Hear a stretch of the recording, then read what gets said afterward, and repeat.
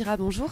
Bonjour. Donc vous êtes président d'Audacity, une structure qui œuvre pour l'attractivité et l'entrepreneuriat sur le territoire de Saint-Nazaire. Est-ce que vous pouvez nous en dire quelques mots? Quelle est votre mission? Quels sont vos objectifs? Alors, Audacity, c'est une marque de territoire. C'est toujours un petit peu difficile à expliquer. C'est pas une association, c'est pas une structure très conventionnelle, on va dire. Donc, c'est une marque qui a pour objectif à la fois de rayonner, de faire connaître notre territoire. Nous estimons que l'analyse qu'on fait aujourd'hui du territoire de Saint-Nazaire, c'est que la vision, l'image dont il bénéficie n'est pas la réalité. C'est-à-dire que, en fait, Saint-Nazaire est beaucoup plus actif et beaucoup plus moderne que l'image qui peut en être donnée. Et ça vient de l'histoire et son passé historique. Maintenant, Saint-Nazaire a changé et il faut qu'on arrive à expliquer aux gens pourquoi et comment Saint-Nazaire a changé. Tout ça pour attirer aussi des entreprises, mais pas des entreprises, des acteurs aussi. Alors, il se trouve que moi je suis un salarié, je suis expert industriel au chantier naval de Saint-Nazaire. Et ce chantier naval est en concurrence mondiale. Il a besoin d'attirer les meilleurs, toujours les meilleurs pour emporter des matchs de compétition mondiale. Et donc il faut que, pour attirer les meilleurs, on démontre que ce territoire de Saint-Nazaire, il y fait bon vivre et il y fait bon entreprendre. Il y a des secteurs en particulier qui sont plus particulièrement attractifs ou qui attirent plus particulièrement les entreprises là-bas?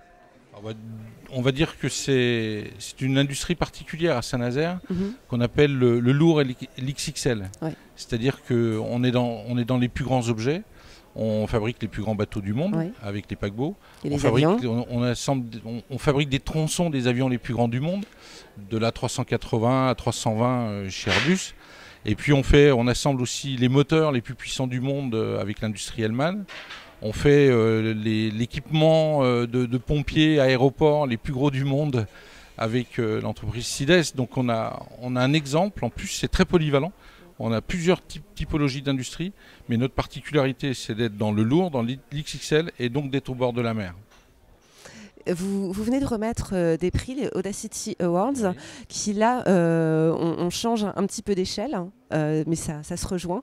On passe du très grand, de très grande entreprise, aux jeunes créateurs. Oui, exactement. Quelle est l'ambition de ces prix?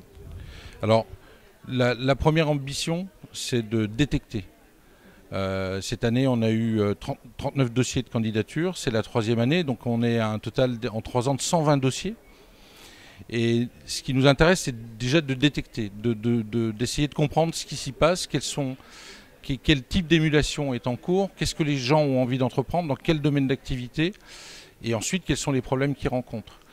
Alors on met en place des jurys, on a 5 jurys avec 5 défis qui sont proposés pour classifier, organiser un peu les choses. Et chacun de ces jurys fait appel à des experts. Et on va déterminer le projet qui nous semble le plus abouti ou le plus porteur de ce territoire. Et là, on va remettre un repris de 2000 €. On va accompagner ça avec un clip de représentation d'entreprise.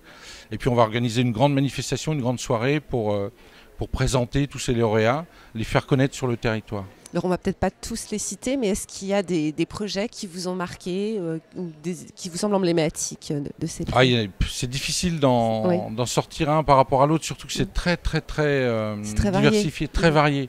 On va du monde social au monde très technique. Je peux vous donner un exemple. Cette année, on a une entreprise qui est primée, qui fabrique des sacs. Des sacs de sport des sacs de sport à base de bâches, de toiles, de voiliers, de voiles de récupération. Et tout ça est fait dans un contexte social avec dans un monde de gens assistés. Ça c'est un exemple. Donc on est vraiment en termes d'association et d'aide.